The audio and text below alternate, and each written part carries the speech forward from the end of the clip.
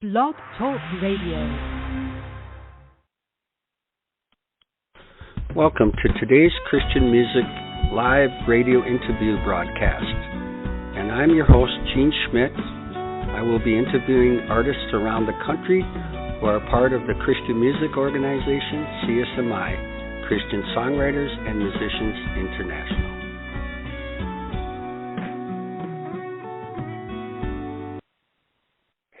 And good afternoon. This is James Burkhardt. I'm going to be substituting for Gene Schmidt today, and we welcome you to 2024. And this is today's Christian Music. We're so glad that you've joined with us.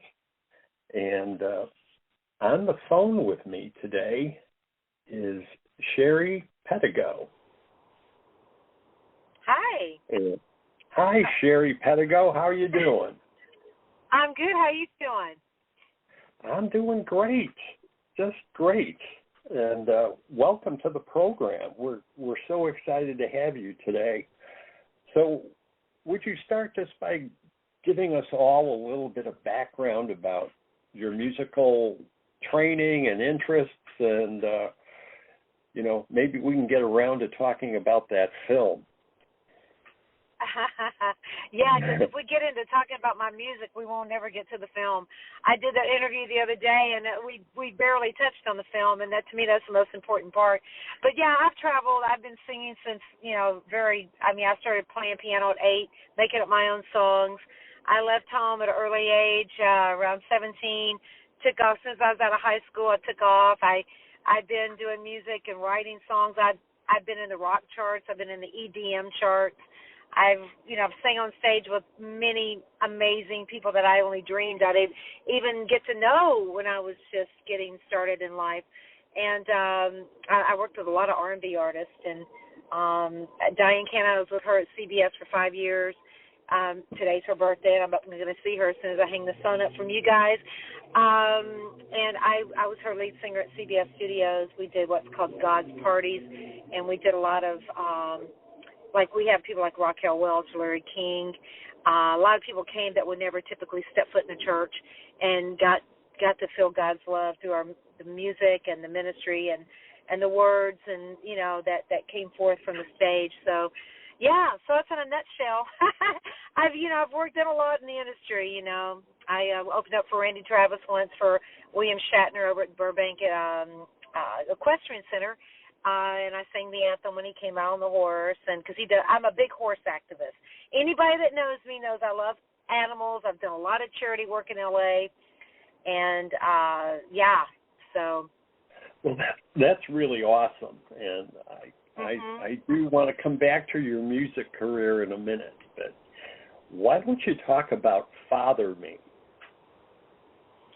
Well, Father Me started out with a song, actually, because I had this, my story I was compelled to tell.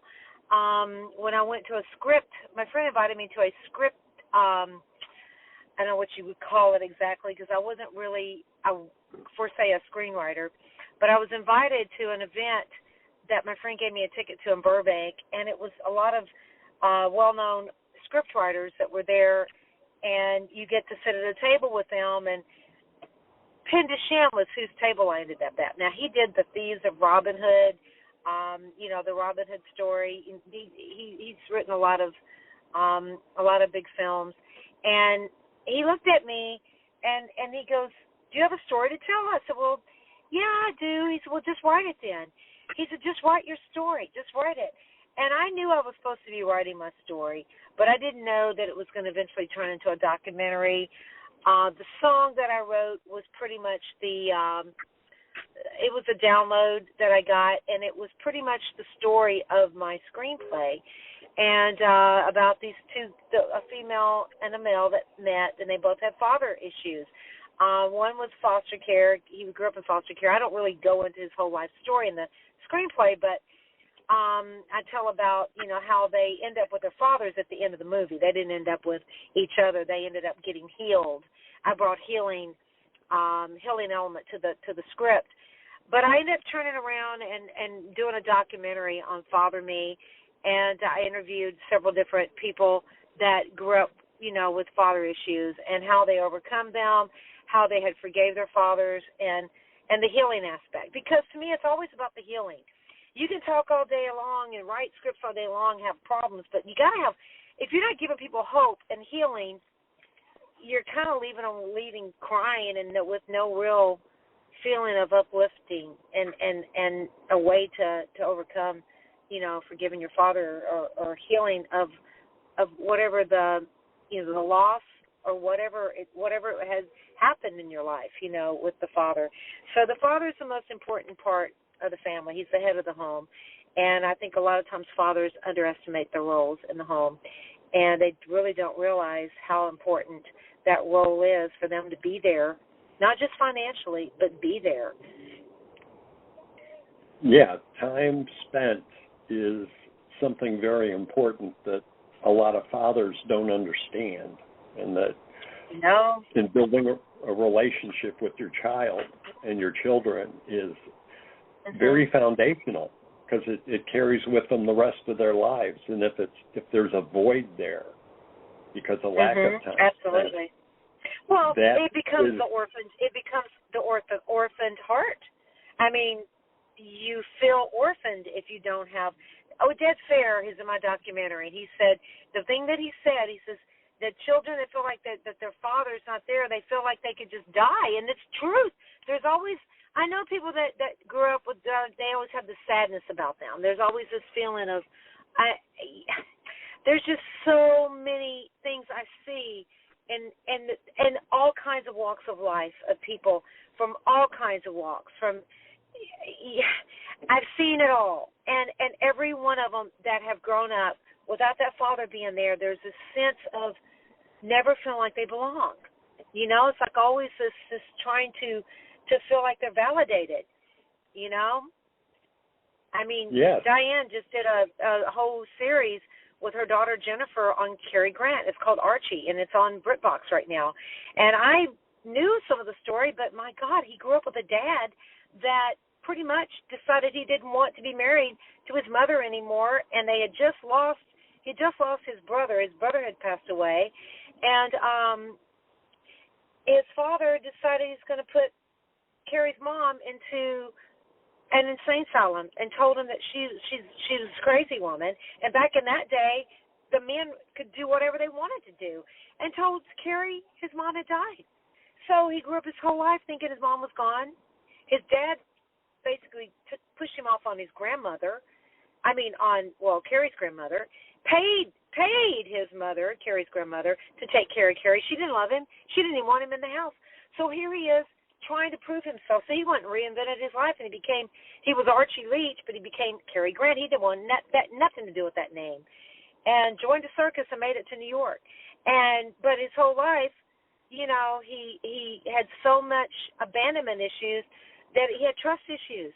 I mean, this is what happens. And it's like, God, I mean, until you really know the true Father of fathers, the true healer of healers that can heal you and go into those deep places of the heart, and God, our Father in heaven, is our healer. He is our true Father. Right. And he can heal all wounds. He can heal all wounds. People just need to know about it. They need to know him. They need to know Jesus. They need to know who is the real Father, who can be the Father to them, and be their support, be their guidance in life. It's not easy. No, it's not.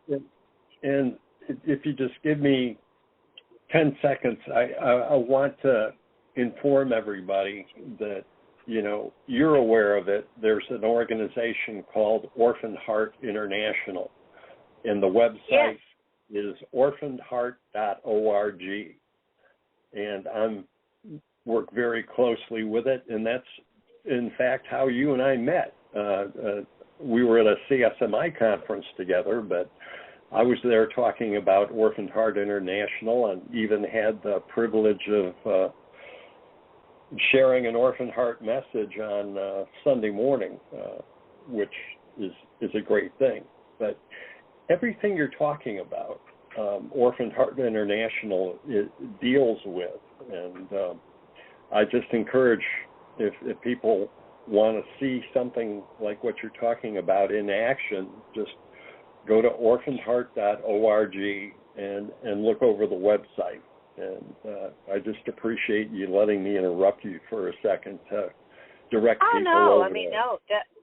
Well, people need to go support that ministry because, we got, the Bible tells us to take care of the orphans, take care of the elderly, take care of the ones that have no one. We're commissioned to do that. That's everybody that's listening to this broadcast should go check out the Orphaned Heart Ministries because you're reaching globally. You're a global ministry, aren't you? Yes, we are. Indeed. And it's a global thing, It's a global. It's not just here in America. It's global.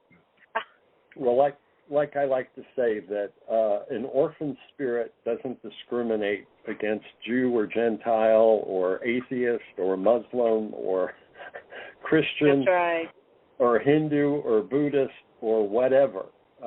The principle of the trauma of abandonment and rejection and loss usually from death or divorce is very traumatic on a child, and the thing that sets Orphaned Heart apart is that we have a plethora of teachings where we educate people on the conditions you're describing, where people don't feel good about themselves, and we offer a biblical basis for how to bring them healing, and this is universal. But the thing I like about your movie is that it really accurately depicts what whether a person is a legitimate orphan where both parents die, or they're an orphan because of a divorce or some other tragic thing. I mean, there's a lot of single moms with children, and I think in a contemporary sense, that is a new class of widow and orphans. Yep. That's right. But anyway, that's exactly right. You being in and around L.A. and Hollywood and all these people, that a lot of them are driven and have this strong desire to succeed because of their fear or their insecurity from lack of a good family experience growing up. Mm-hmm. I say half of Hollywood's just a broken bunch of people that need Jesus. I mean, truly, the healing power of Jesus. I went to a screening last night that Annette Bening played the lead in. It's called Nyad. It's the story of the swimmer, the girl that was 65 years old. I always want to say her name, Laura. It's not Laura. I keep forgetting her first name. But anyway, she swam from Cuba to Florida at 64 years of age. But all through the story, you see her father hollering at her, and all these, and her dad leaving her mom, and he left them. And there we go again. We're seeing the father leaving the home and seeing this girl trying to prove herself, trying to, it's this need to feel validated. You need to feel like you can conquer, overcome. It's like this overcoming thing. And it's like, wow, there it is again, And you saw it in the movie Rocket Man with Elton John. You saw it in the movie with the lead singer of Queen. One movie after another. I'm going, and he, Freddie Mercury, another one, father who just, there was issues there, and he, I mean, and I have to say this, but it's kind of unfortunate. A lot of these kids, if they don't have that father they'll find it in another male figure. The guys will find it in a male figure. The girls will find it in a they'll look for what they don't have in somebody else, and they'll find it. Oh, another good example, the kids on the streets that are in these gangs. Well, if you talk to half these kids in prisons, most of them come from no father in the home. The father was in jail, so they just repeat the whole process and just keep on handing the baton down. Let's just keep repeating it. Yes, until it's broken, until somebody gets healed, and we stop this thing. It's a really big problem. And, these kids in these jail systems, they need programs. They need people to counsel them. They need that. They don't need the iron fist and people to, they need love. I mean, what's the world need? Love, And Jesus' love. That's right. The love of Christ. And there's power in the blood of Jesus that can break every chain and bring about the kind of life-changing healing from an orphaned heart that you're talking about. And, the one thing I really like about music and Christian Songwriters and Musicians International is that there's many people involved in this that minister quite effectively to recovery groups and people who are hurting. And they try to use the healing power of music and the truth and the healing power of the Bible and Scripture in their lyrics. And it just has a way of just making a very positive experience in concert or via record that, is unlike anything else, because there's always a message of hope in it. And that's what a lot of people who are going through an abandoned issue or an orphaned heart issue is that they've lost hope. And that just puts a curse on them that affects their lives in the way they think, the way they view themselves, the way they act, and the decisions they make. And that's why, Father Me as a film and as a song and what you do is so very vital today to help people heal. It gives them a message of hope and a reason to go on. Because a lot of these people, the suicide rate or the rate of getting involved in addictions to cover up the pain is huge. And that's such a waste of their human potential. And they never realize their destiny that God created for them. That's right.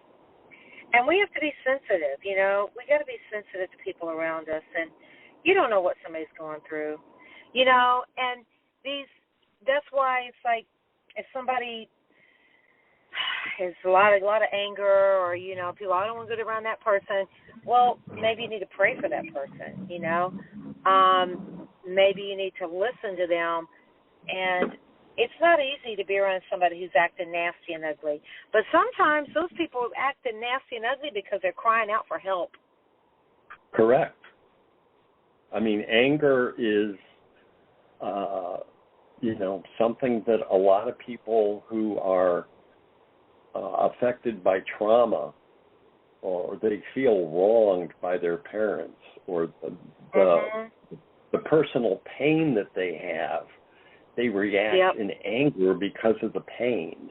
And it takes a good spiritual discernment sometimes to be able to know that that's really the root cause, and that way you can effectively pray for somebody that, you go to the root. The Spirit shows you the root, and you can help them heal.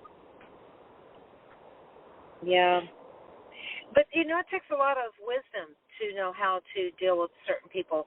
That's why counselors, if you're going to be a counselor, you better know how to be sensitive to people, not just be by the book all the time. you know, right. because sometimes it's not about the book. You know, when I say by the book, I mean by your school teachings and your degree. You know, sometimes it's a matter of the heart, you know, and just listening and just having a real compassion. You know, compassion heals. Jesus healed through compassion, right? When Jesus had compassion, you know, the healing virtue came out of him because he had compassion. How are you going to, okay, if you're going to pray for somebody, you have no compassion for them, how do you expect healing to virtue to flow? You know, if you're teaching a class, I don't know why I'm on this, but I'm on this for somebody to hear. If you're a teacher on the stage, because I've never said this before, that's why I know I'm supposed to say it. If you're a teacher on a stage, they're teaching because you know, this is what you do, this is your job, and this is like every day you're going about this, doing this, and you got the same routine, you know, you sometimes can get burnt out yourself. You know, that's another thing. When you're at a burnout stage, you need to take a step back because when you're dealing with the hearts of wounded people, you need to come from a place of love and compassion because then that's when the healing virtue flows. Correct.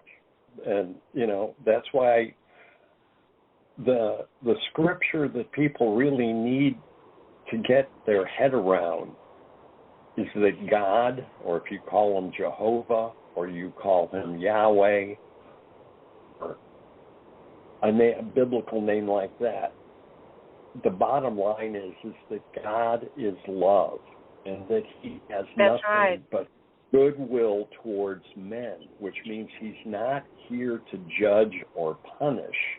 That's why he sent Jesus to the cross, is to show his love and redeem us. And the judgment comes when you reject Jesus as his son and disbelieve that God, number one, sent him, and number two, raised him from the dead after being crucified. If that is where the judgment of God comes in. And it's not till you're standing before the throne that, you know, that happens. But this whole life is to experience God's love. And we as a church, or the ecclesia, in addition to being a governmental influencer in the world, in nations, is our job is to share God's love and communicate who he is. And the way we do that is by following what Jesus said and did and emulating it, because Jesus said, if you've seen me, you've seen the Father. And now the ecclesia needs to do the same pattern, be the same way, so that if they see us, they're really seeing Jesus because we're following him, and because we're following him, we show them who God really is. And that's what you're talking about, the compassion. That's where it comes from. And now, where do you guys get? How do people find out about you to come to your ministry? How do you, like? Is there a recruit? How do you find? How do these kids find you, or how do these people find how do they find you? Well, I'm just curious myself. Well, yeah, okay. Well, that's a fair question. We've been over primarily in East Africa, and since I became involved in the ministry, we've expanded beginning in the spring of 2023 into the United States. So we have a very effective website that tells our story. But we also put on what I call empowerment workshops, where we help people overcome different issues in their lives. So we have teams. One is ministering to Native Americans. Another team is ministering to women in prison. Another team is ministering to foster care people. Oh, wow. Yeah, that's a big one right there. Right, and we're always trying to reach out to orphan care workers and people that interact with orphans, because our teaching is so powerful, and we're just basically giving it away. We're trying to distribute it as fast and as far as we can around the world. So we do have a website, Orphaned Heart. If you just type in Orphaned Heart on YouTube search, you'll come across our website. But the main thing is the YouTube channel, but orphanheart.org is where we have most of the information. And right now we're in the process of uploading all of our resources. So anyone who's confronting an issue can download it. It says, for a minimum donation of like $1, but I'm going to pull that off, and we're just going to offer it, free to everybody. And if it touches their life, we would ask them to help support the ministry, but not until they're ministered up. I'm not one to commercialize anything in a ministry. It's different if it was a business. But this is a ministry. Right. So that's how they find out. And, we have several Facebook pages. We've got a group, Orphan Heart International, INTL group. We've got Orphan Heart International page. We've got, we're just getting it out. We're on Twitter, or X as it's now known, and soon we'll be having a lot more video content and streaming through YouTube, but streaming through some other sources. But that's how they'll find out about us on social media primarily right now. And we're very effective at our SEO, so that as they're not just typing in orphaned or orphaned heart or orphaned spirit, if they type in an issue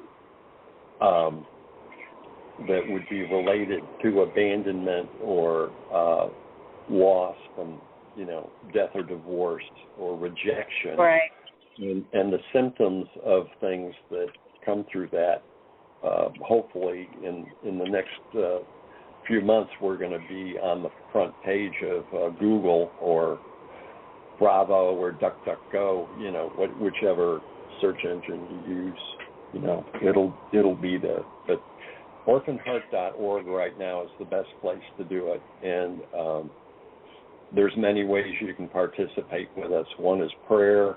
One is volunteering to go on mission trips, either over into Africa right now or even domestically in the United States, where, our chaplains will take you into a prison if that's your calling, or onto a Native American reservation, or at a foster care conference, or there's all sorts of things.